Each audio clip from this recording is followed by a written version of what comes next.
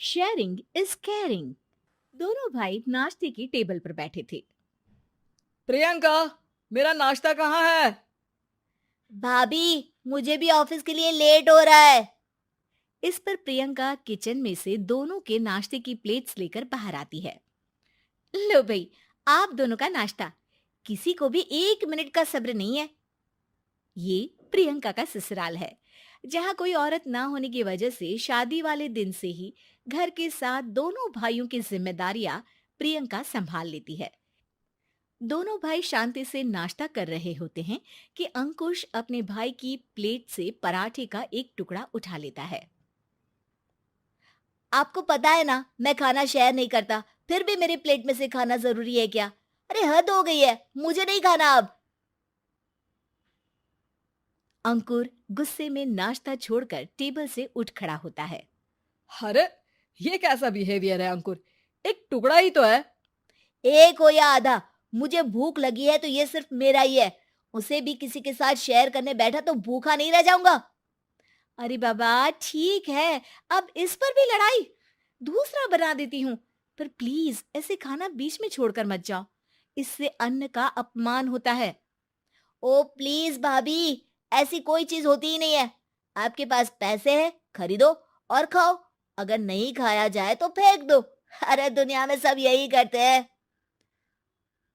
अंकुर bag उठाकर office के लिए चला जाता है, जिसके पीछे उसका बड़ा भाई मायूस सा घर में खड़ा रह जाता है। जिसने बचपन से सोने की चम्मच में खाया हो, उसे दुनिया के बारे में क्या पता होगा। वैसे गलती तो हमारी ही है। अगर कभी बचपन में ही सही गलत का फर्क सिखाया होता तो आज ये हाल नहीं होते। आप फिक्र क्यों करते हैं जी? भगवान है, वो जो भी करता है सबकी भलाई के लिए ही करता है। और जब वो चाहेंगे तो अपनी तरह से अंकुर भैया को भी सब कुछ सिखा देंगे। पत्नी की बात पर विश्वास कर अंकुश भी ऑफिस चला जाता है। सुबह से दोपहर होती है और अंकुर लंच करने ऑफिस के पास वाले रेस्टोरेंट में पहुंचता है, जहां वो एक साथ बहुत सारा खाना ऑर्डर कर देता है। सर, क्या कोई आपको ज्वाइन करने वाला है? नहीं तो क्यों? अब कुछ नहीं सर, ऐसे ही। वेटर चला जाता है और कुछ देर में अंकुर का ऑर्डर लेकर वापस आता है, जिस पर अंकुर सब डिशेस में से थोड़ा थोड़ा खाकर बाकी ऐसे ही छोड़कर बिल देकर चला जाता है। वाह भगवान, तेरी माया।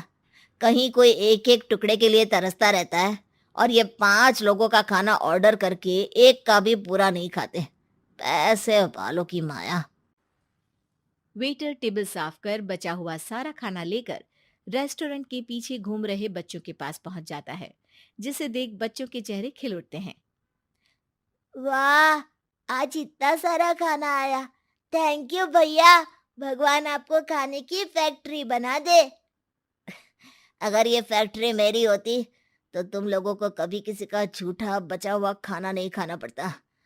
चलो तुम लोग खाओ, पर ध्यान रखो किसी को पता ना चले, नहीं तो मेरी नौकरी चली जाएगी। इसी के साथ दिन बीतता है और रात को दोनों भाई एक साथ घर पहुंचते हैं। कुछ देर में सब डिनर करने बैठते हैं, जहां अंकुश अंकुर को समझाने की कोशिश करता है। अंकुर, अगर हमें लाइफ में सब कुछ मिला है, इसका ये मतलब नहीं कि तुम उसका गलत फायदा उठाओ, बल्कि तुम्हें उसकी मदद से दूसरों को भी मदद करनी चाहिए।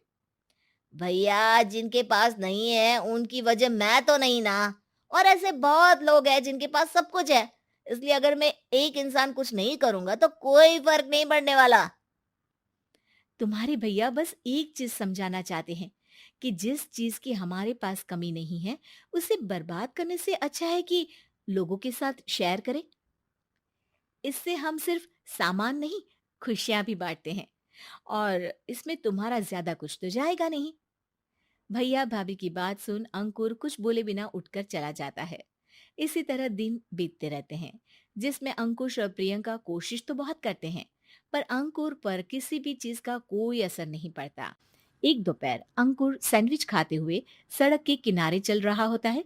तभी उसकी नजर आइसक्रीम वाले पर पड़ती है और वो सैंडविच सड़क किनारे फेंक आइसक्रीम खरीदने पहुंच जाता है। अब इसे कहते हैं जिंदगी का सुख। जैसे ही अंकुर आइसक्रीम लेकर पीछे मुड़ता है, तो एक आदमी को सड़क से वही सैंडविच उठाते हुए देखता है। वो आदमी बहुत कमजोर, गरीब, जैसे बहुत दिनों से खाना ना खाया हो वैसा लग रहा था। अंकुर उसके पास जाकर खड़ा हो जाता है। उसे देखकर आदमी सैंडविच अंकुर की तरफ कर देता है। आपको भी खाना है क्या? क्या हम इसे आधा आधा कर ले? मुझे बहुत भूख लगी है। वो मेरा ही झूठा सैंडविच है। तुम दूसरा खरीद कर क्यों नहीं खा लेते? इसे क्यों खा रहे हो?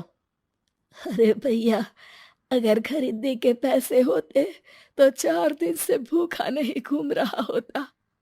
हैं? क्या? तुमने 4 दिन से कुछ नहीं खाया? फिर भी इस आधे सैंडविच को मेरे साथ बांटने के लिए तैयार हो गए? क्यों?